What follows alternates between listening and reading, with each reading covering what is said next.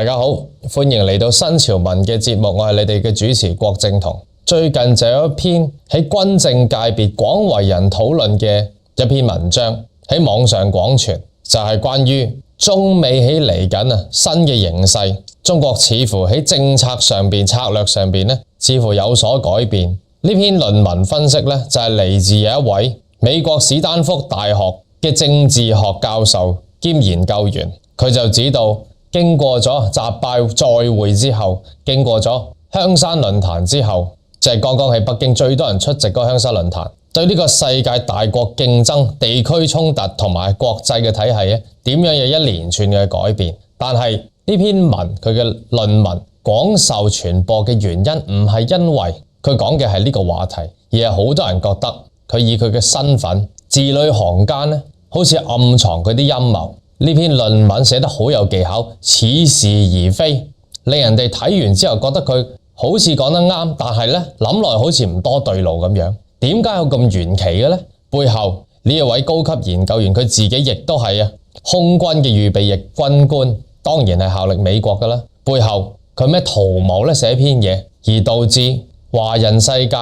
喺網上社交媒體不停咁廣傳，大家都喺度摸索緊佢背後嘅圖謀。再之後為大家報道就係另一樣現在喺網上得到廣傳嘅就係一系列嘅圖片。呢個系列嘅圖片就係兵馬俑同埋美國自由女神嘅和好親密照片啦。本來表面上面就係要嚟慶祝中美嘅關係趨向好嘅發展而去炮製嘅，但係大家都睇得出背後個諷刺美國嘅味道極之濃烈。而且每一張圖嘅背後都隱藏住一啲心意嘅。呢一系列嘅創作亦都喺網上廣傳，同時間引起網上啲乜嘢言論呢？中國喺最近呢段日子就封咗美國8個第一，係邊8個第一呢？點解咁樣嚟讚美國呢？當然就一定係講反話噶啦。大家想知道嘅，記住聽埋呢集節目嘅第二段新聞。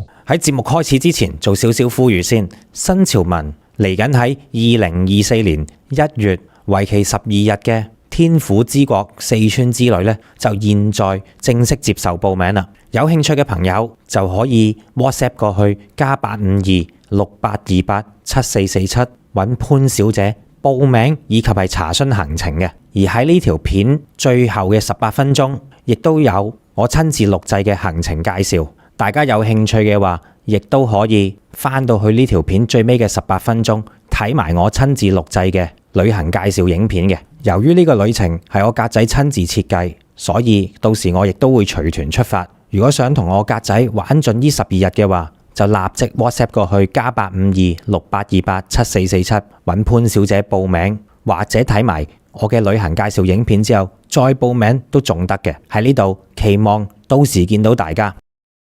咁事不宜遲，為大家開始報道一個喺中港台3地嘅廣傳嘅一篇嚟自史丹福大學研究員 Oriana 梅惠林嘅一篇論文，係專責分析中國同美國喺策略方面似乎喺度改變，如何影響住呢個世界大國嘅競爭，如何影響住呢個世界嘅勢力分佈、地區衝突同埋國際體系嘅變化。表面上呢個係一個好大體嘅一個國際形勢分析，亦都透過中美關係嘅緩和啦、趨向好嘅發展啦，同埋亦都分析呢個台海嗰邊嘅局勢嘅。但係呢篇文章，如果大家聽落去嘅時候，就會聽得出喺字裏行間係暗藏一啲圖謀、一啲動機，寫到似是而非。所以之所以係咁就令到全亞洲嘅華人都熱烈咁討論呢篇嘢。話俾大家聽。都原本咁講俾你哋聽，呢位梅惠林到底佢係咩人？佢全名就叫 Oriana Skylar Mastro， 佢就係一位美國史丹福大學弗利曼史波利國際問題研究所嘅高級研究員。佢亦都參加咗我哋剛剛北京嘅香山論壇，能夠參加得我哋剛剛嘅北京香山論壇關係到防務事情，去得嘅都係高級別高格調嘅人。剛剛喺北京上演嘅香山論壇亦都係史上最多人去嘅，有幾千位嚟自世界各地同防務有關嘅人都一齊出席。中美聚焦北京編輯部，圍繞住中美大國博弈背景之下，亞太安全嘅形勢同埋台海局勢呢樣嘢咧，就對 Oriana 梅惠琳咧進行咗專訪，內容咧就係關於咁樣嘅。梅惠琳佢自己係博士，佢亦都係中國嘅軍事戰略專家，佢已經從事研究中國局勢、亞太局勢咧，研究咗超過10年嘅工作。美國企業嘅研究所高級研究員，兼任史丹福大學政治學系嘅助理教授。佢自己亦都同時間係美國嘅空軍預備役嘅軍官，佢仲擔任咗太平洋嘅空軍司令部嘅政治軍事戰略專家，所以佢有咁嘅資格去出席香山論壇。佢出席香山論壇之前呢，佢曾經喺紐約時報發文，其實佢喺好多雜誌咧都有發文。佢臨去北京之前，佢嘅文中講到，佢呼籲美國政府要保持中立，重申記住同中國講唔好支持台自立、自成一國，唔好反對兩岸統一，要俾中國再一次保證，等兩岸呢解決分歧。佢認為中美呢只要係咁就可以達成新嘅諒解同埋協議。咁表面上睇起上嚟呢，佢寫篇文就係為咗去進諫拜登，等佢唔好刺激中國，要同中國打好關係。表面上動機好似係良好，但係呢，大家聽落去就知道呢條友咧就係包藏禍心，始終咧都係非我族類，係唔會嘅企喺我哋度講嘢，講真係為世界。同埋大家聽到啦，佢係空軍嘅預備役嘅軍官，佢一定係偏幫咧軍方嗰邊嘅。大家聽埋落去，關於今次嘅論壇佢嘅感受，大國競爭、地區衝突同埋國際體系變化，世界係多極啊定係兩極？美國印太戰略令到亞太嘅地區安全局勢帶嚟咗點樣嘅變化？中國周邊嘅環境面臨點樣嘅挑戰？世界會否自此變成兩個對抗嘅陣營，然之後走向新嘅呢個冷戰格局呢？呢啲呢，就係呢個專訪梅惠琳要一一解答嘅嘢。佢嘅回應就係劈頭一開始佢就話俾大家聽，形成對抗嘅陣營呢係有可能嘅。但係好難講係新嘅冷戰，因為中美嘅雙邊關係形勢唔同當年嘅美蘇爭霸。佢講好嗰面睇就係中美之間存在咗好多政治社會尤其是經濟嘅互動。但係唔好嗰面壞消息呢，就係因為太多呢啲複雜嘅利害關係嚟到糾纏住雙方，所以呢，好有可能喺各方面呢都引發唔同嘅摩擦同埋衝突。呢番說話呢，聽落有少少講咗等於冇講，咁但係呢，起碼有一樣好肯定嘅就係中國如果同美國要發展新一輪嘅呢個非熱戰，唔好講係冷戰，一定同當年美蘇唔同。美蘇當年係絕對嘅絕緣噶嘛。梅惠琳話博士，佢話佢嘅理解就係中國政府過去一直以嚟都係優先重視同美國嘅盟友同埋伙伴關係，因為呢啲國家係世界上最發達同埋富裕嘅經濟體，所以中國對美國同埋嘅盟友最發達富裕嘅經濟體呢，一定係要結呢個伙伴國嘅關係。即係其實呢句呢，我又要插嘴啦。中國就算同唔係發達嘅國家都建立良好嘅伙伴關係，亦都協助佢哋做建設。咁你呢句說話已經講錯啦。再講落去，如果形成新嘅陣營嚟到去孤立呢啲國家，唔會被視為明智嘅戰略。佢意思即係話，成新嘅陣營孤立呢個世界歐美嘅發達國家呢，係一個唔明智嘅戰略。然而中國嘅策略似乎呢喺度改變。佢話今次去北京嘅香山論壇，佢觀察到中方呢去建構一個更加親中，即係 pro-China 陣營，甚至可能係反美嘅陣營嘅意願。你終於睇得到啦，優先發展同埋發展中嘅國家呢嘅關係，成為咗所謂嘅更親中嘅陣營。尤其是俄羅斯同埋伊朗呢啲同美國關係不友好嘅國家嘅關係，而美國呢仲未決定重新考慮佢嘅對華政策，所以只要兩國嘅關係呢按而家呢條路發展落去，無論係兩國嘅領導人見唔見面都好，都唔會影響到雙邊關係嘅性質帶嚟改變。所以世界有可能形成兩種陣營，但係除非兩個國家發生熱戰，所謂嘅熱戰咧，即係常規戰、海陸空三軍嗰啲飛機大炮嗰啲，呢兩個陣營咧，先至為之係真真正正嘅形成。佢意思即係話，現在全球南方大家都記得，或者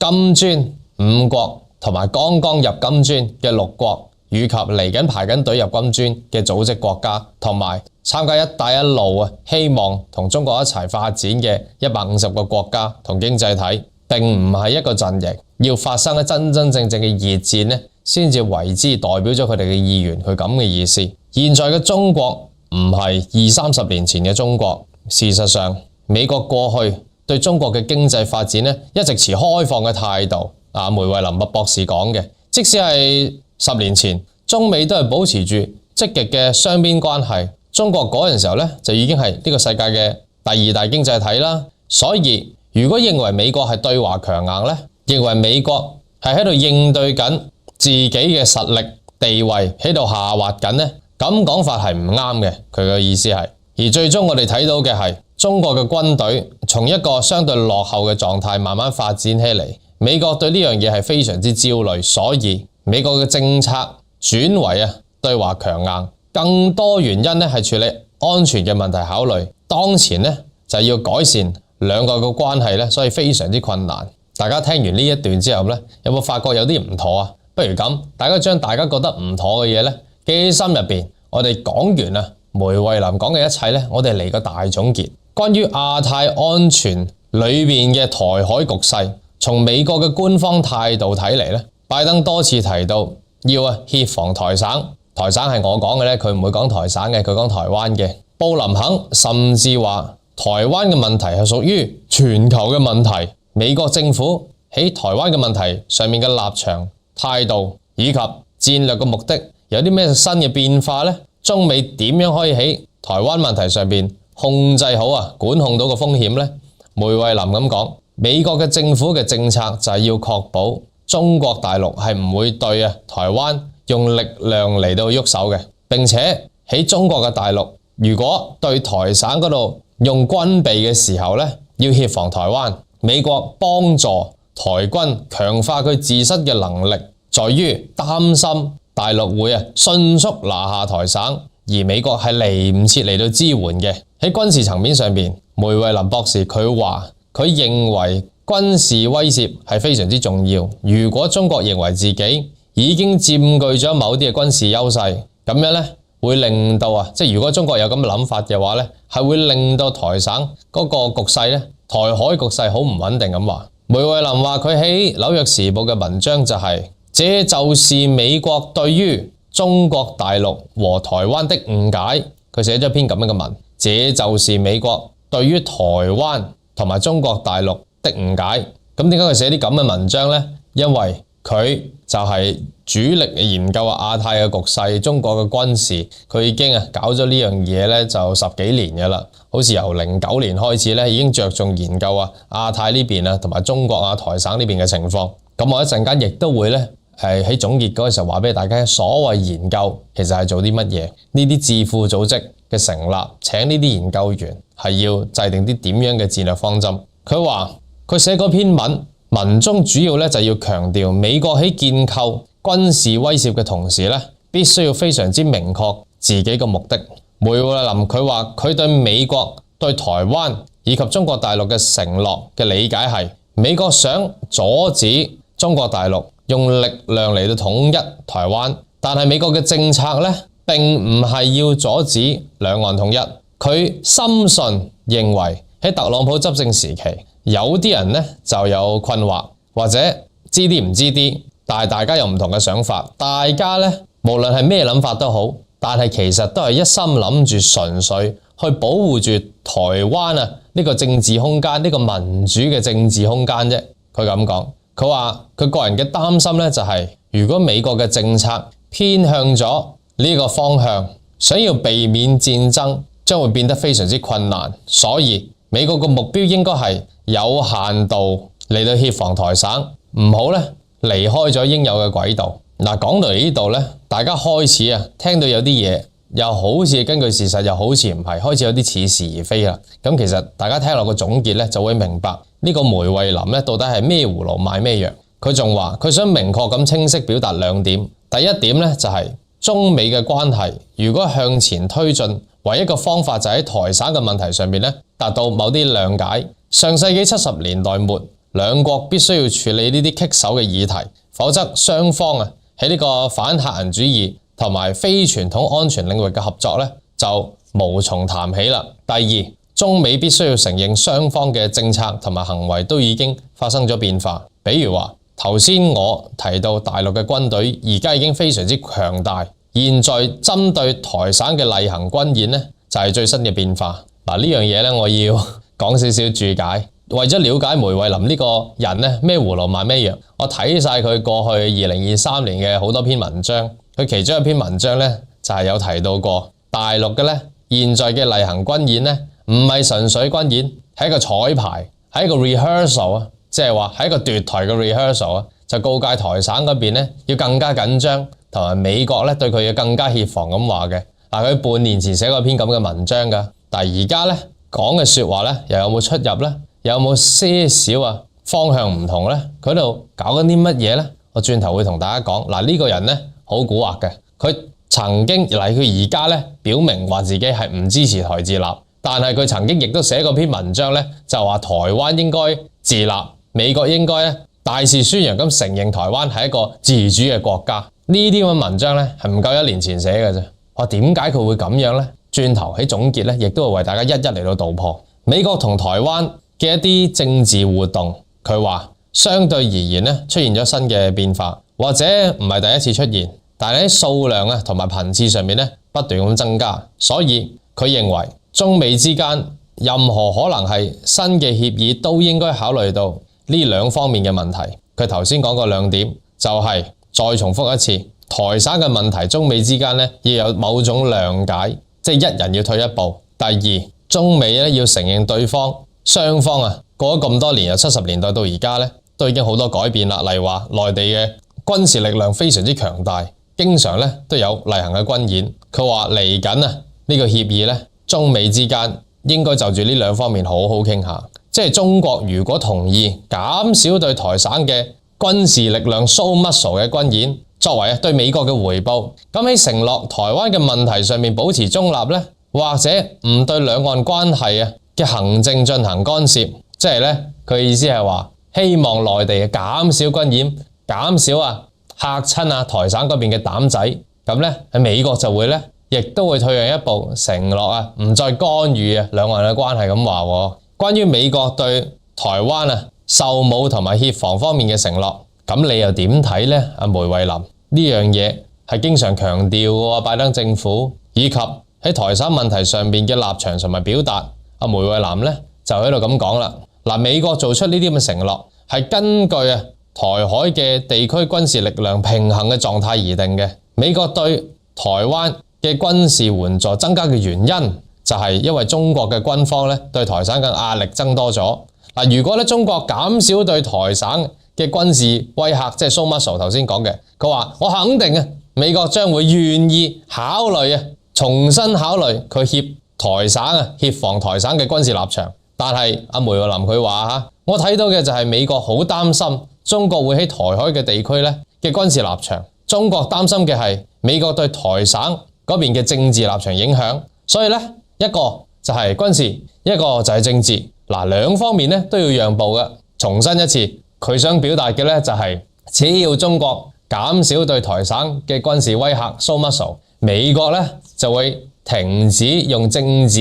影響台省嗰邊嘅政治，影響兩岸嘅關係。佢咁講，咁其實咧我總結開始想講佢咩葫蘆賣咩藥，有咩圖謀咧，開始呼之欲出㗎啦。佢仲話喺整個亞洲多數嘅戰爭，美國將會贏，係咩？但係台海咧，中國咧就會迅速取勝。呢個唔單止係因為中國嘅軍事能力，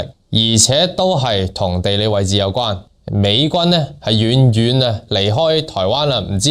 108000里遠嘅，但係咧中國大陸同埋台海先至得嗰100英里咁近，所以美國要支援咧要花好長嘅時間，到時咧會更加依賴衛星。但係中國大陸咧唔單止會佔地理嘅優勢，而且中國大陸都有衛星，甚至可以癱瘓美國嘅通訊。所以咧佢話中國大陸因為咁會贏。咁喺台灣嘅問題上面，佢嘅立場同埋表達佢點講呢？佢話佢認為現在嘅講法，即係拜老頭啱啱喺習拜再會嗰陣時候嘅講法咧，唔支持台自立已經足夠咧嚇台灣省㗎啦，已經足夠確保佢唔會做什麼瘋狂嘅事。係咩？拜登講咗唔支持台自立一中政策，講咗好多年㗎咯。台灣嗰邊越玩越癲，咁你有咩解釋呢？不過佢係冇解釋嘅，佢繼續講佢啲自說自話啦嚇。佢話如果美國用反對呢啲咁嘅措辭，即係意味住呢，就算台省宣布自立為國美國都將會懲罰台省或者做啲乜嘢。美國現在講到明話唔支持台自立嘅原因好清晰，即係如果台灣想走嗰條路嘅話呢，如果你要自立，你就要靠你自己啦。美國乜都唔會做嘅，亦都唔會故意傷害台省，但係呢，唔會再支持同埋保護你噶啦。正如梅惠林話，佢頭先已經提到，可能美國需要做出額外嘅妥協，承諾唔支持台省嘅同時，亦都承諾唔反對兩岸統一，即係要講到明嘅，唔反對兩岸統一。咁樣可能呢就會更加有用，更加有用做啲咩呢？更加有用同中國嚟到去有緩和嘅關係。與此同時，中國係唔會宣布放棄使用力量嘅，但係可以減少喺台海嘅軍事部署，咁樣對美國係有可能同中國達成更加好嘅協議。台灣可能會感到好唔高興喺咁嘅情況下，但係呢種協議，美國協防台灣，亦都係一個協議，亦都係唔會變嘅。大家聽到佢好似自說自話，一方面又話美國就係講到明唔支持台自立為國啦，唔會幫你㗎，你做咩靠你自己？咁但係另一方面又話，若然有咩力量嘅行動嘅話美國嘅協議協防台省亦都唔會變喎。咁其實佢講緊啲乜嘢呢？大家係咪覺得有少少自相矛盾呢？唔係，佢喺度玩緊嘢。轉頭總結大家就會知道㗎啦。關於南海嘅爭端，自從特朗普執政，蓬佩奧擔任國務卿開始，美國就喺中非南海爭端、黃岩島嘅問題上面已經明顯站咗邊，改變咗之前奧巴馬政府嘅立場。而拜登總統上咗台之後亦都冇改變，冇扭轉呢個立場。美國喺南海嘅問題上面選擇企同中國對立嗰邊，中國應該點樣應對呢？梅惠林就話啦，美國關心嘅係邊個可以控制南海嘅所有水道，美國反對中國控制呢啲水道。中國越係公開宣稱對呢啲島礁有佢主權嘅話並對國際法有佢自己嘅解讀，美國越係就會介入南海嗰邊嘅爭端。奧巴馬執政時期，美國喺南海問題上面係信任中國嘅。佢話奧巴馬執政嗰陣時候係信任中國嘅，認為中國係抱有良好嘅意圖，咁樣令到奧巴馬政府睇上去非常之愚蠢。佢嘅意思就即係話，以前美國信你唔會亂嚟，居然你真係中國真係亂嚟，真係睇錯你啊！我哋傻，我哋信你。佢想咁樣講，咁但係事實係咩？大家完全清楚啦。佢話因為中國當時曾經承諾唔會將南海軍事化，但係到最後將南海軍事化，亦係中國。美國認為奧巴馬時期嘅立場就係過於軟弱，所以導致呢啲問題。如果美國當年立場可以強硬一啲，就可以避免當時南海嘅現狀就改變就而家咁樣啦。咁美國可能就唔會採取而家嘅立場，即係佢話美國可能而家就唔會搞事咁話。呢個亦都係點解特朗普同拜登兩屆政府明顯強調捍衛盟友菲律賓嘅原因。講到呢度我哋又講少少嘢咯。咁嗰啲1、2、3島鏈，請問係點樣嚟㗎？請問你美國一直以嚟對圍堵中國嘅戰略又係點樣成就出嚟㗎？難道奧巴馬嗰陣時候就冇嘅，係近來先至有？近來先至有就係因為中國要收翻一啲我哋有主權嘅島礁咁樣啊。OK， 再落去啦，佢個訪問仲講咗啲咩呢？佢話關於中美喺南海地區發生誤判意外嘅風險嘅可能性，同埋兩國點樣展開對話管控風險，梅惠林有佢嘅見解。佢話我唔係擔心南海地區出現誤判同埋衝突，因為目前而言喺有可能嘅台海衝突上面，美國並不佔優勢。佢頭先講咗啦，係我哋中國會迅速收翻台省，美國係鞭長莫及，中國將會快速取勝。但係喺南海，中國尚沒有辦法將整個南海投射軍力，所以一旦呢，如果有任何誤判或者誤解出現，我諗中國會好主動咁去緩解緊張局勢，避免升級。但係如果問我10年之後會點樣呢？可能形勢就會唔同。表面上佢嘅意思即係話10年後呢，中國嘅軍力會更加勁，暗裏呢，佢就話中國10年後軍力會更加勁，會更加大肆將軍力去投射喺南海上邊。即係佢呢講呢番說話呢，就假設咗南海呢就唔應該中國介入嘅，唔應該中國將軍力呢過去。佢已經預設咗呢，就係中國對呢啲島礁係並沒有主權，所以啊，佢已經預設咗美國同埋菲律賓嘅聯盟係正義嘅一方，純粹係為咗維護呢個南海嗰邊啊嘅穩定，唔好有軍事嘅行動發生啫。即係不如調翻轉頭講阿梅惠琳姐，如果中國減少啊我哋嘅軍事演習，不如你美國都減少軍事演習啊，好唔好？你試下叫下美國減少軍演啦。不過你到時咧，你又可能咧會有第二個說法就話，美國軍演嘅原因，因為你中國有軍演，你中國一發展經濟，一發展科技，發展軍事，所以美國咪要係咁軍演咯。你唔發展嘅話，我哋咪唔軍演咯。嗱，佢嘅立場就係咁。好啦，講嚟呢度咧，大家聽完呢個梅惠琳姐呢個身為啊，再講一講佢嘅 profile 啦。因為我知道呢個世界好多人咧都對啲名校啊、美國一級學府啊、研究中心呢啲咧都係趨之若鶩嘅。咁啊，佢係史丹福大學嘅政治學助理教授，亦都係高級研究員。佢有資格出席北京嘅香山論壇。佢係多年嘅亞太台海局勢專家，專門咧研究中國嘅軍事同埋政策嘅。佢亦係智庫組織爭住要用嘅研究員嘅人物。佢自己亦都係空軍預備役嘅軍官。佢咧同呢個空軍嗰邊咧就有大量嘅軍事研究。特登請佢嚟做戰略嘅顧問專家嘅。嗱，好似呢啲人係咪人中龍鳳啊？但係大家聽完佢講呢個訪問同佢講嘅說話，我再講一講佢以前有啲咩立場。我睇咗佢過去1年嘅一啲文章，佢係支持美國更加要有力量地咧嚟到去包裝台省，等台省咧有足夠嘅能力同中國嘅對着幹。仲有佢係支持過美國應該咧承認台省係一個自主嘅民主國家。仲有佢亦都寫過好多文章嚟到去講，淨係美國支持台省唔夠嘅，日本都要落場。日本應該一改佢之前嘅所有以自衛防守嘅軍事目標，要更加有力量咁樣咧，更加活躍主動地嚟到去聯防台省先至得㗎。佢曾經講過呢啲咁嘅說話，寫過好多文章講呢啲嘢嘅。咁大家知佢立場係乜嘢啦？一定係主戰嘅。至於佢呢篇文章點解包裝到自己，就係其實美國唔想喺台海同埋南海做任何嘢㗎，只不過中國不斷咁發展，只不過中國喺台省嗰度軍演，亦都喺南海嗰度咧開始要收翻佢啲島礁，咁所以美國先至做嘢啫嘛。咁點解佢咁講咧？呢啲係擺明嘅擘大眼講大話。但係以佢咁高級嘅人才，甚至佢以前亦都寫過大量嘅文章，唔係咁講嘅喎。其實就好簡單，因為咧踏入咗呢個自從巴以之後呢個世界局勢咧開始急劇咁轉變，俄佬烏仔揸乾咗北約，然之後咧美國又開始有民眾嚟到去反對美國大筆嘅資金嚟到支援烏克蘭，冇被烏克蘭，咁所以美國嘅民眾咧甚至開始對美國嘅國防開始好有意見，就針對呢個奧斯丁。美國為咗保持住佢嘅軍工複合體能夠貨如輪轉，即時禁制開呢個巴以戰場，而且巴以戰場亦都適逢呢個時候一石幾好多嘢係一石幾鳥嘅，大家盡量係夾到啱啱好嘅時間，亦都係時間一改中東嘅版圖，因為中國喺中東嘅影響力已經日漸加深。仲有就係有條氣管由印度經以色列去到歐洲，因為以色列出邊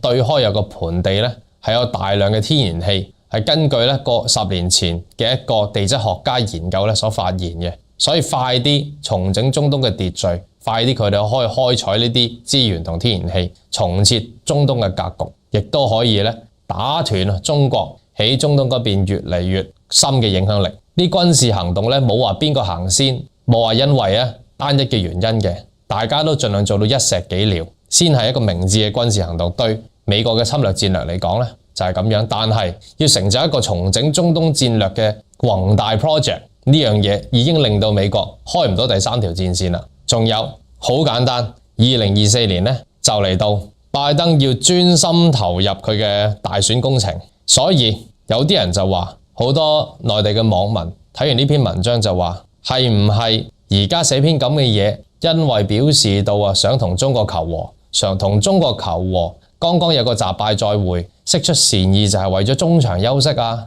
咁中場休息嘅原因為咗咩啊？就係因為要專心一致去應付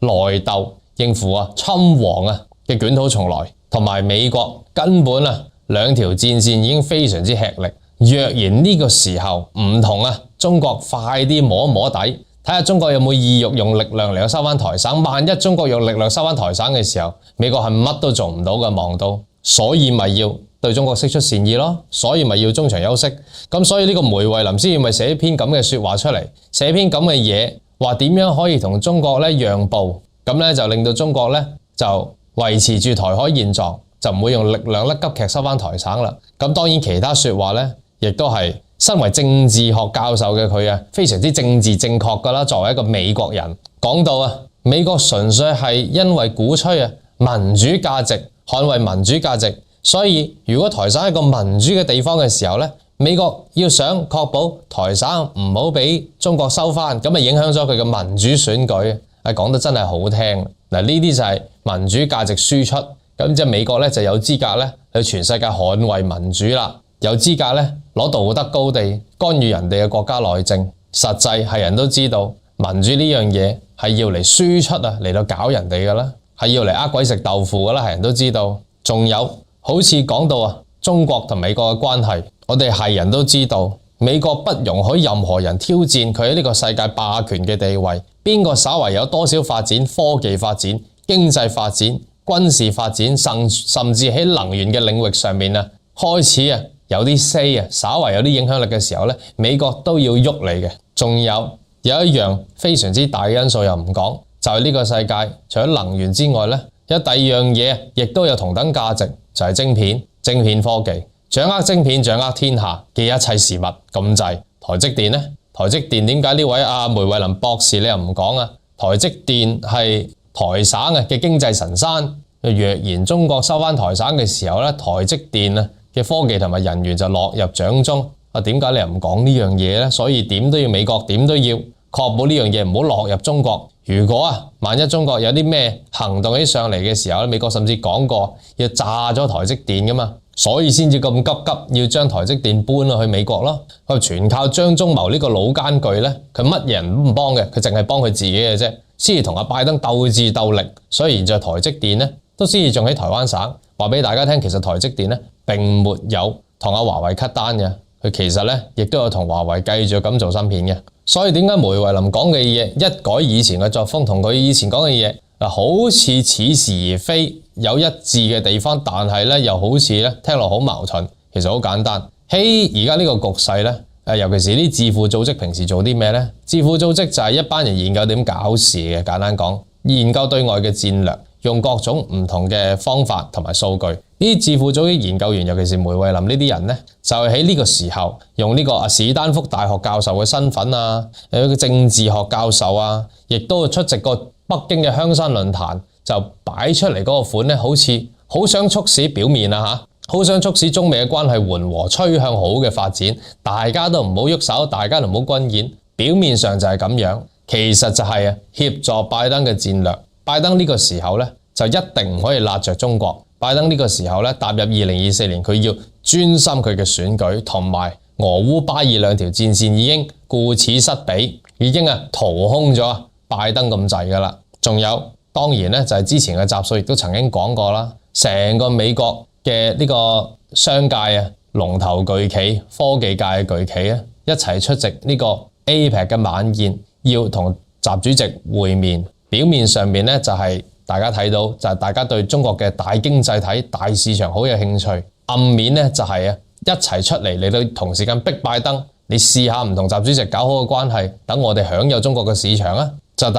體出嚟到話俾拜登聽佢哋嘅意願，逼拜登嚟到就範。仲有拜登需要 sell 國債，中國再拋售國債，美國國債嘅時候，美國啲國債再係賣得啊，比10年前嘅表現更加差嘅時候咧，呢啲嘢全部都影響啊，唔止係拜登嘅選舉，仲係美國目前嘅情況。嗰啲梅惠林講啲什麼協議啊，協議前協議後，一方面又話同中國要有呢個協議，要尊重中國嘅一中政策，又話要同台省嗰邊要聯防，好似講到佢哋美國人好着重協議咁，其實根本又係嘥氣。美國係全世界最唔着重協議嘅國家，美國嘅協議呢，就係要嚟要人哋守嘅啫，佢自己唔使守嘅。講一個最簡單嘅例子，大家就會明白而家全世界點睇美國嘅協議啦。剛剛喺呢個 APEC 拜老頭咧，亦都同14個國家搞佢嗰啲咁嘅印太經濟框架嘅會議，就遲到1個鐘頭嗰個咧。然之後大家嘅反應係點咧？大家嘅反應就係話：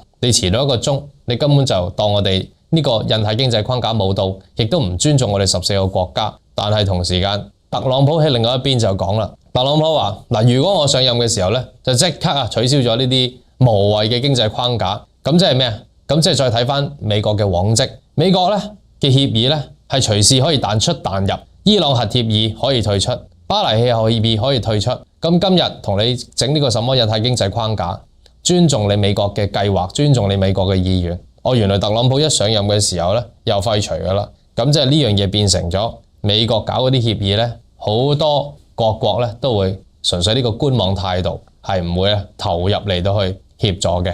呢篇文章點解喺內地得到廣傳嘅原因，亦都係因為咁樣嘅原因，就係因為好多人咧都覺得呢個梅惠林表面上面講嘢咧就好似政治正確，大家都預佢一定幫美國噶啦，但係咧好多說話好似似是而非，答落咧就好似一重一重，唔係淨係厚面皮講假話咁簡單，背後好似有個一致性，就係啲陰謀噶啦。嗱，呢個就係個陰謀啦，陰謀就係2024年要同中國搞好關係，等中國唔好製造問題出嚟咧，影響到拜老頭專心應付侵華同埋2條戰線，就係咁樣。再之後為大家報道咧，就係喺網上咧，又係我哋華人世界喺中國內地甚至台省嗰邊，亦都廣傳嘅一紮系列嘅圖片。嗱，呢紮系列嘅圖片咧係創作兵馬俑擁抱住自由女神，有好多唔同嘅和睦啊、友好同埋親密嘅照片嘅一啲電腦製作嘅動畫片嚟嘅，動畫嘅照片。咁但係咧，點解會有呢一系列嘅圖片製作出嚟咧？表面上就係要慶祝，就係中國同埋美國嘅關係咧開始往好方面發展，開始緩和，慶祝呢個習拜再會咧有好嘅結果。但係其實咧，大家睇真啲，嗰個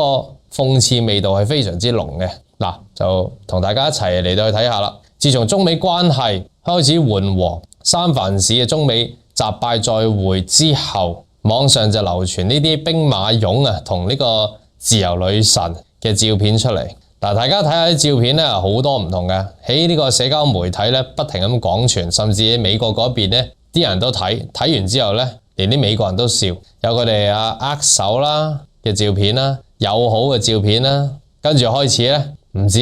友好咁簡單咯，就超越呢個友好友誼關係咯，就有呢個擁抱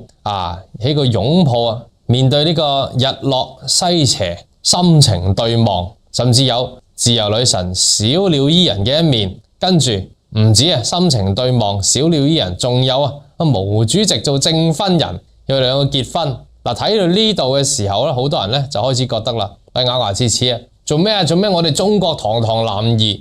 堂堂大秦嘅紅豆豆男兒要娶個自由女神佢配唔配得起唔使擔心。呢個大秦嘅勇士咧，兵馬俑，佢畢竟都係春秋戰國嘅人咧，佢一定唔止娶一個番邦女子嘅，佢一定仲有幾個老婆嘅。呢個番邦女子自由女神一定唔會係正室，所以大家唔使緊張。嗱，點解網上面會有呢啲咁嘅相片嚟到製作咗出嚟咧？其實亦都係承接住以前曾經做過嘅一個系列嘅。呢個系列就係喺2020年，大家知道啦，病情嘅第一年嘅時候咧，咁就中國製作咗一個動畫出嚟。呢個動畫就叫做Once Upon a 病情，就係講到乜嘢咧？就係講到 LEGO 版嘅兵馬俑對住 LEGO 版嘅自由女神就話啦：喂，咁冇用啊你，啲病情守得咁差，笑佢啊，監控呢個病情不力。咁亦都喺嗰陣時候呢個系列咧得到網上嘅廣傳嘅，而今日就用住呢個系列就變成電腦化嘅呢個栩栩如生嘅真相嚟到去做出動畫嘅動作。所以表面上就係慶祝中國同埋美國嘅關係緩和，趨向呢個良好發展，但係其實有少少咧係表示咗美國需要小鳥依人，需要依偎我哋中國。我哋中國咧係呢個紅豆多過男子漢，係佢有求於我哋展開我哋嘅胸襟同埋胸膛去包容佢。好明顯咧係自由女神愛兵馬俑多過我哋愛佢嘅。而與此同時，連帶住呢一輪嘅冷嘲熱諷嘅呢啲電腦圖動畫片，喺央視曾經為美國封咗8個第一咧，亦都同時間得到廣傳。央視曾經喺自己嘅電視台為美國咧就封咗8個第一，呢8個第一咧美國認咗第二，真係冇人夠膽認第一，所以佢一定係第一。8個第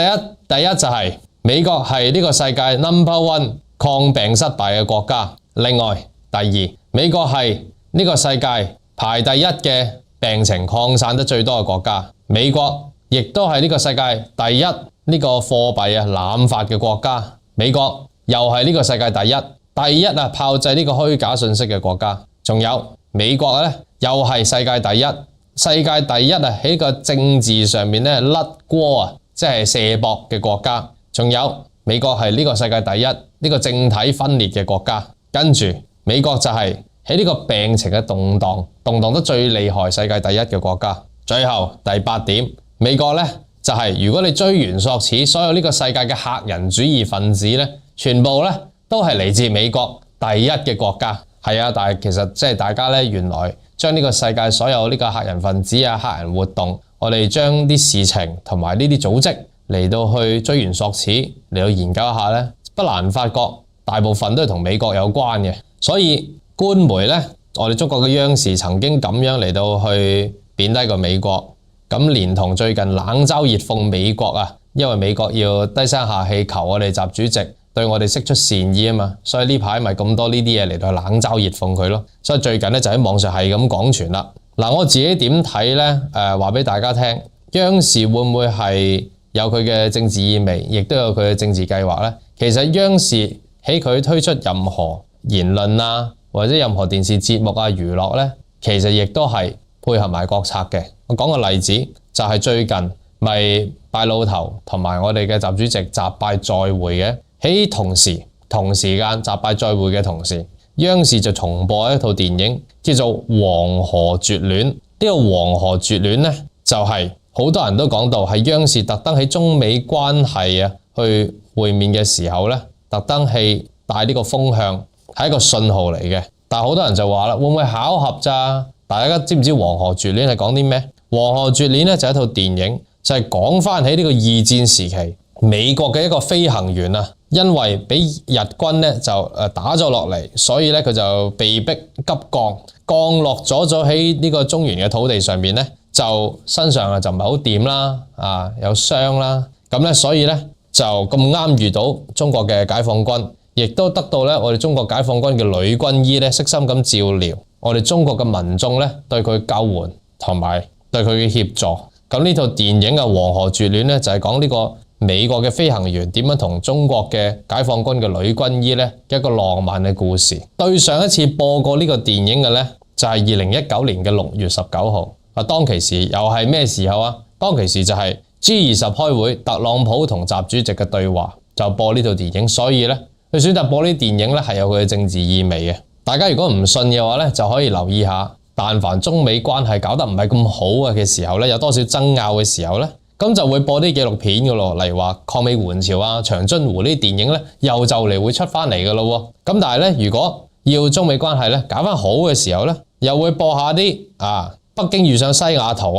黃河絕戀呢啲咁嘅電影。我自己咁樣覺得就係央視佢有佢嘅做法。我覺得播呢個黃河絕戀咧唔係一件好事。請恕我咧就作為呢個兩性心理學嘅博士咧，我自己比較敏感。就係黃河絕戀畢竟就係講到一位美國嘅男飛行員同呢個中國嘅女軍醫就有一段浪漫嘅故事。咁點解呢個中國嘅女軍醫見到咁多紅豆豆嘅中國勇士呢，就唔會同佢有浪漫嘅故事，偏偏同呢個美國嘅飛行員有浪漫嘅故事呢？仲有女軍醫有個承諾同埋有個職業嘅操守，就係咧要專業地對待每一位病人，唔可以咧同啲病人咧要盡量控制，唔可以有私情噶嘛。咁點解偏偏遇到呢個美國嘅飛行員就會動凡心呢？不過我要強調嘅咧就係點解一定要喺電影裏邊，往往係白人嘅男子係隨時隨地咧就可以令到亞洲嘅女子咧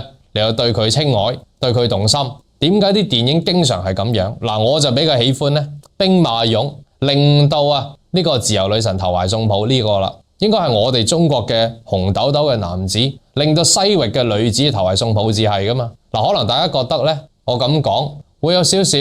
性別上面嘅敏感，係咪因為我係男子咧自己？我講個例子俾大家聽，大家就會明白。你先有見到咧，即係咧好少見到喺荷里活嘅電影係會有荷里活西人嘅女子對我哋東方嘅男兒咧投懷送抱啊！當然除咗李小龍啦，所以李小龍咧係值得被尊重嘅。但係你數唔數到好多例子出嚟啊？數唔數到幾個例子出嚟啊？但係如果我數我哋中國嘅女子喺荷里活嘅電影對西方嘅男兒、白人嘅男人嚟到投懷送抱咧，就比比皆是喎。我隨隨便便都可以講幾個例子俾大家聽。例如話最經典啦，呢套《蝴蝶夫人》嗱，大家睇下啦，唔使講啊，大家知內容講咩噶啦。跟住有呢個湯告魯斯嘅《最後的武士》，湯告魯斯走咗去日本嗰度做武士，然之後咧又可以令到日本嘅女子對佢投懷送抱。話俾大家聽個內容，仲要係咧湯告魯斯鋸咗佢老公嘅，跟住咧喺唔夠幾個月之後咧令到個女子中意咗佢，咁都得。跟住第三，睇下呢個占士邦系列，楊紫瓊嚟嘅呢個，楊紫瓊做女主角，又係最後同占士邦咧有佢哋嘅感情線喺部電影裏邊。但係咧，你揾到幾多個例子，就係西域嘅女子對我哋東方男兒嘅氣概、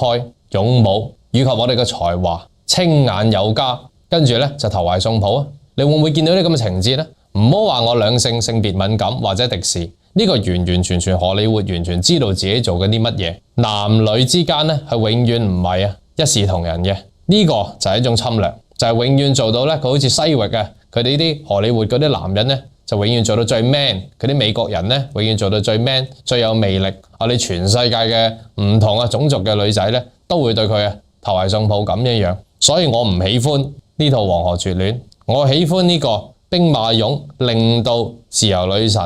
傾慕佢，對佢小鳥依人。咁唔知咧，大家係點睇？喺節目結束之前，就由我格仔親自介紹一下今次最新推出為期12天嘅天府之國行程，究竟係點樣先㗎啦？有興趣嘅朋友就可以 WhatsApp 過去+85268287447揾潘小姐報名，以及係查詢價錢同埋領取行程資料嘅。整個行程都係由到我格仔親自設計，並非一般坊間嘅旅行團係揾到相關嘅行程嘅。並且今次天府之國之旅嘅行程，格仔咧亦都會隨團出發，陪大家玩盡12日嘅。出發日期就由嚟緊2024年1月嘅21日至到2月1號嘅，為期12日。首先第一日嘅旅程，我哋就會去到由香港機場出發，直飛到去成都嗰邊嘅，飛機航程大概係2個半鐘頭就到噶啦。之後喺稍作休息、瞓過一晚以後我哋就會進入到第二日嘅行程。第二日嘅行程就會由成都嗰邊乘坐我哋特登安排到嘅飛機椅旅遊巴前往西昌，然之後咧就沿住呢個雅西高速公路呢一條被譽為中國最靚嘅高速公路之一，嚟到去正式抵達西昌。去到首先為呢個旅程熱下身，參觀到呢個瓊海國家濕地公園嘅。瓊海國家濕地公園係一個面積好大嘅淡水湖，以水質清澈見稱嘅。佢嘅景色優美，亦都係一個盛產魚蝦嘅地方，係一個有名嘅天然漁場，亦都係一個國家級有名嘅濕地公園嚟嘅。成個瓊海分為觀鳥島、夢裏水鄉、煙雨鷺洲同埋西坡鶴影嘅。呢度嘅景色非常之優美，絕對值得我哋花時間嚟到呢度睇一睇嘅。之後嘅行程就會去到第3日，亦都係今次整個行程嘅主要一部分。話晒咁遠，由成都搭車過嚟西昌，當然梗係要參觀到屬於我哋國家4大發射中心嘅其中之一個西昌衛星發射中心啦。西昌衛星發射中心位於四川省西昌市嘅航天北路，係隸屬於中國人民解放軍戰略支援部隊嘅，亦都係中國嘅飛彈以及係衛星嘅發射基地之一。早年呢一度咧係禁止參觀嘅，但係隨住內地旅遊嘅開放，西昌衛星發射中心亦都會喺某一啲時間係接受遊客參觀嘅。今次我哋亦都有幸爭取到參觀西昌衛星發射中心嘅機會，大家千祈就萬勿錯過啦！喺參觀完衛星發射中心之後呢，我哋就會去到參觀阿柳耶彝文化風情實景火獸劇嘅。呢個火獸劇係當地著名嘅少數民族嘅一個實景劇嚟嘅，裡面就彰顯咗彝族獨有嘅風情文化，而且佢嘅場面規模非常之龐大。如果嚟到西昌冇睇過呢套火獸劇嘅話，真係唔好話自己嚟過西昌啊！再之後呢，我哋就會去到大石板村、唐縣以及係建昌古城嘅。之後我哋就會離開西昌，嚟到第4日嘅行程，就會游到西昌嗰邊，去到另外一個城市樂山市嘅。喺樂山市有一個非常之著名嘅景點，亦都係一個著名嘅世界文化遺產。呢個就係樂山大佛啦。樂山大佛被譽為世界第一大佛，佢係一座彌勒佛像嚟嘅。整座佛像就刻喺凌雲山嘅岩壁上面，佢嘅高度幾乎同佢身背後面嘅嗰一座山係一樣咁高嘅，而且腳踏住江水，睇起上嚟十分之雄偉。喺呢度呢，我哋亦都會嚟到包船，從另一個角度去到確保可以睇得晒整座大佛。之後我哋就會從樂山大佛去到峨眉山嘅附近嘅，然之後就進入到第5日嘅行程。嚟到峨眉山，當然我哋就要上到峨眉山嘅金頂啦。喺呢一度呢，我哋仲特登重金咁安排到乘坐獨立嘅環保車，直達纜車站，然之後呢再可以乘搭埋纜車，直接往返到峨眉山嘅金頂嘅。以往嚟講，要去到峨眉山嘅金頂需要一定嘅體力，但係現在我哋就可以免除呢個煩惱，摁腳咁樣啊，就能夠可以去到峨眉山金頂噶啦。然後呢，我哋就會進入到第6日嘅行程，第一站就會嚟到呢個成都博物館。成都博物館就係1984年正式開放嘅，而喺2009年，成都博物館嘅新館呢亦都開始修建，並且喺2016年6月就嚟到正式開放嘅。呢度嘅館藏非常之豐富，亦都係國家嘅1級博物館嚟嘅。代表嘅藏品就有石犀牛、京粵松七人像以及係漢代嘅石碑嘅。由於館藏實在太多，多到講都講唔晒。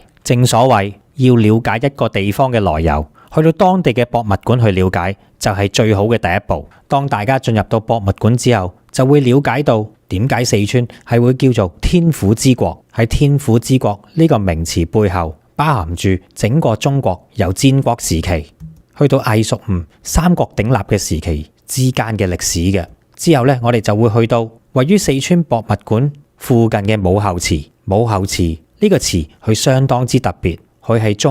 係唯一中國君臣合一，亦即係君臣合祠嘅祠廟嚟嘅。再講一次，亦即係君臣合祭嘅祠廟嚟嘅，由武侯祠、漢超列廟以及係衛陵所組成嘅。武侯祠始建於公元223年，初時係漢超列帝劉備嘅一個陵寢嚟嘅，後到尾就一齊拼入埋三國時期蜀國嘅丞相諸葛亮嚟到一齊供奉。再之後我哋就會去到浣花溪公園嘅，呢度以杜甫草堂嘅歷史以及係文化為背景嘅，再運用埋現代嘅園林同埋建築設計嘅前園理論，結合古典園林同埋現代建築藝術所結合而成嘅城市公園嚟嘅。呢度山水交融、自然雅致嘅景觀以及嘅建築，凸顯咗現代川西文化嘅敦厚嘅歷史底蘊，係一座將自然景觀、城市景觀完美融合嘅成都市入面最大嘅開放式森林公園嚟㗎，亦都完美咁演繹咗詩人杜甫嘅詩意韻味嘅。再之後呢，我哋就會去到錦里古街，以及係再欣賞埋當地嘅四川變臉表演嘅。之後呢，我哋就會去到第7日，另一個旅程嘅重頭戲，近年都非常之著名嘅三星堆啦。三星堆位於四川省廣漢市嘅城西三星堆鎮嘅，佢係屬於青銅時代嘅文化遺址嚟嘅。但係佢最特別之處就在於喺三星堆裏面揾到嘅嗰啲文物，除咗有3000幾年嘅歷史之外啊，亦都同期我哋中原文化所揾到嘅文物嘅嗰個造型相比起上嚟呢，係非常之唔同樣嘅，而且設計同埋風格都係完全唔同。究竟解釋咗啲乜嘢呢？好多人都會有唔同嘅遐想，認為到三星堆會唔會係外星文明而嚟嘅呢？又或者三星堆係咪屬於一啲外來嘅民族，或者係一啲其餘嘅古文明呢？尤其係三星堆所揾到嘅文物，佢嘅做工以及係工藝都比同一時期商朝所揾到嘅青銅器物件係更加鬼斧神工，所以就為到三星堆更加添上一層神秘感啦。喺呢度，我相信大家係親眼睇到三星堆文物嘅時間，一定能夠揾到屬於自己嘅答案。再之後呢，我哋就會去到北川嘅地震遺址，同樣都係我哋今次旅程嘅其中一個焦點嚟嘅。北川地震遺址就係汶川大地震之後嘅災區所保留落嚟嘅完整景象嚟嘅，亦都係世界上面原貌保護規模最大、地震破壞最全面嘅一個地震遺址嚟嘅。基本上喺呢一度所保留到嘅都係當刻汶川大地震嘅原貌。喺呢度我哋就可以學會如何居安思危，如何敬畏大自然。相信對於我哋呢一啲住喺絕對安全城市嘅朋友係有一個好好嘅學習作用嘅。之後嚟到第8日嘅行程，我哋就會嚟到劍門關鎮嘅，係歷史上非常之知名嘅關隘嚟嘅。喺古代時候，如果要進入蜀地嘅話，攻下劍門關就係佢嘅必經之路，而且要進入到四川蜀地嘅話，喺經過劍門關之前，仲要走過地勢險要嘅蜀道。因此，我哋喺呢度咧，亦都可以見識到唐代詩人李白所講到嘅蜀道之難，難於上青天。究竟佢真正嘅意思係點樣？因為蜀道就喺劍門關嘅面前，我哋如今都可以體驗得到啦。再之後，我哋就會去到翠雲廊景區。翠雲廊景區其實就係劍門蜀道翠雲廊現存嘅7803棵嘅古樹嚟嘅。喺呢啲古樹入面，差唔多全部都係古柏樹，就佔到當中嘅9%噶啦。而呢啲古柏樹，佢嘅平均樹齡就有1050年咁耐。當中最年長嘅2棵古柏，一棵就叫做劍閣柏，另一棵咧就叫做隋大柏。呢2棵古樹嘅年齡咧，仲係去到誇張嘅2300年咁耐，所以咧亦都被稱之為蜀道奇觀同埋森林活化石嘅。然之後咧，我哋就會去到第9日嘅行程，就會去到阆中古城嘅。阆中古城係咩地方呢？其實唔好睇佢好似唔出名咁樣，阆中古城佢係同平遙、麗江、攝縣並稱為中國嘅4大古城嚟嘅，亦都素有天下第一江山之稱。阆中古城佢嘅建築風格係完全體現到我哋中國古代嘅居住風水觀，棋盤式嘅古城格局融合到南北風格於一體嘅，亦都係中國古代建成選址天人合一呢個標準嘅最完美嘅一個典範嚟嘅。喺阆中古城就有張飛廟、永安寺、五龍廟、滕王閣、觀音寺、巴巴寺以及係大佛寺，仲有川北道貢院等，總共8個全國重點文物嘅保護單位嚟嘅。咁所以我哋點能夠錯過呢笪地方呢？之後呢，我哋就會去到第10天嘅行程，嚟到由成都航空工業花咗歷時2年所興建到嘅首座園林式嘅戰鬥機博物館嘅。呢個同樣都係行程嘅重點。當然我係一名軍迷嚟噶嘛，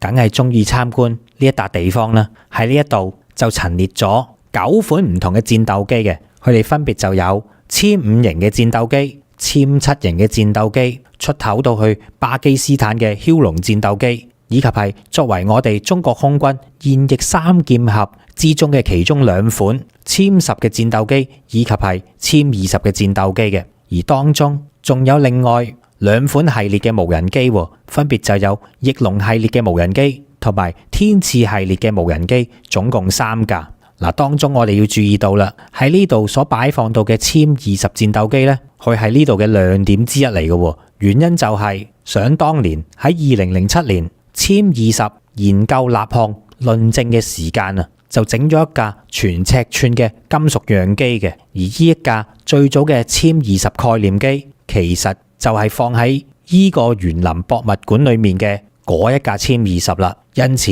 佢係十分之具有重要嘅歷史文物價值嘅。再之後咧就會去到成都近郊嘅一個大熊貓樂園，呢個咧亦都係行程嘅重頭戲之一嚟嘅，就係參觀到呢一個中華嘅大熊貓院啦。中華大熊貓院亦都係我格仔特登選址嚟到去參觀大熊貓嘅地方，原因就係除咗四川係大熊貓嘅出生地，係大熊貓嘅發源地之外我哋亦都做足功課，知道四川參觀大熊貓嘅地方係有好多嘅，但係點樣為之揀一個好嘅呢？喺我嘅標準嚟講，當然好嘅熊貓參觀地方就一定要人比較少，最好咧就係熊貓多過人。如果唔係去錯地方嘅話，就反而係參觀人多過熊貓啦。所以我哋嚟到中華大熊貓院就啱晒啦，因為喺呢一度咧人比較少，熊貓比較多，咁樣大家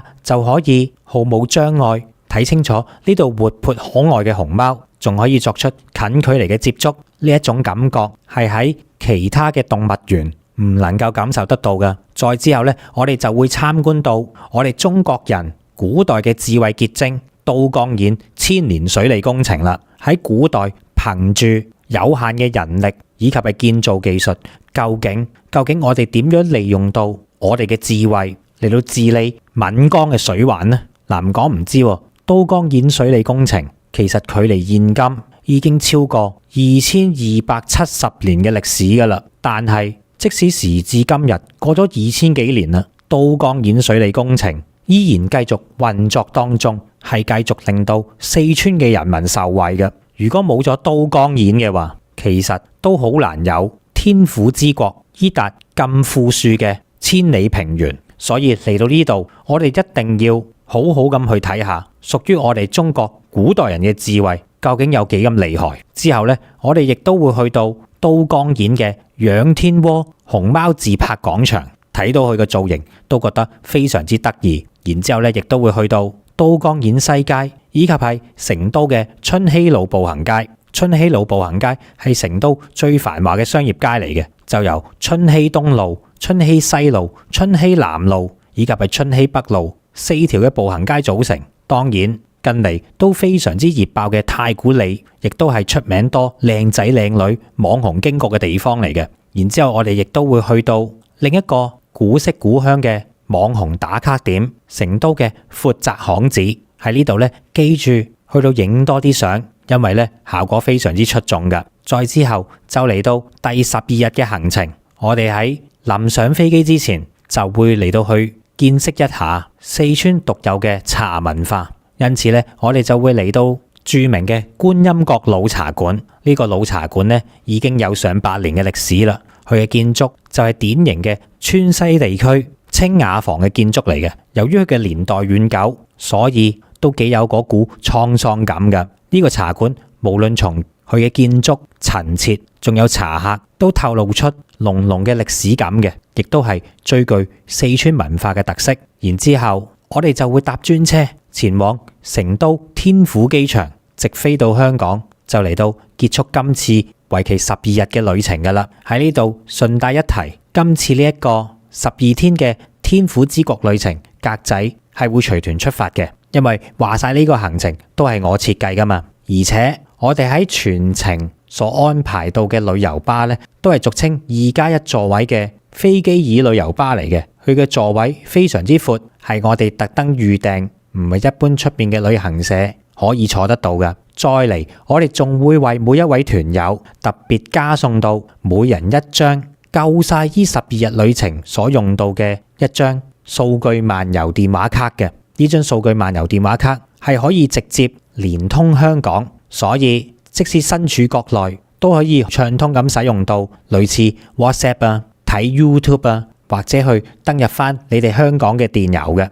咁當然啦，你亦都可以攞呢張數據卡嚟到去油管嗰度睇我哋新潮文嘅節目嘅。總之就係暢通無阻。最後一點就係我哋今次所安排到嘅呢個行程，都知道大家嘅性格噶啦，都係想舒舒服服、他條條，所以我哋呢個行程所設計到嘅行路位呢，就唔係太多嘅啫，基本上都係點對點，唔需要行得多嘅。喺呢一度我就再重複多一次報名以及係查詢行程價錢嘅聯絡方法，就係 WhatsApp +85268287447去到揾潘小姐去索取資料以及係報名嘅。再講一次係 WhatsApp +85268287447聯絡呢個 WhatsApp， 到時希望見到你同我玩盡呢12日。咁我今日嘅節目呢，就嚟到呢度。喺節目結束之前，請大家點擊新潮文嘅頻道，撳訂閱、撳讚好，同埋留言同埋廣傳我哋嘅頻道出去。除咗新潮文頻道之外，仲有新潮文2.0嘅頻道，同埋我哋嘅 Facebook 面書專頁。咁我今日節目嚟到呢度，多謝。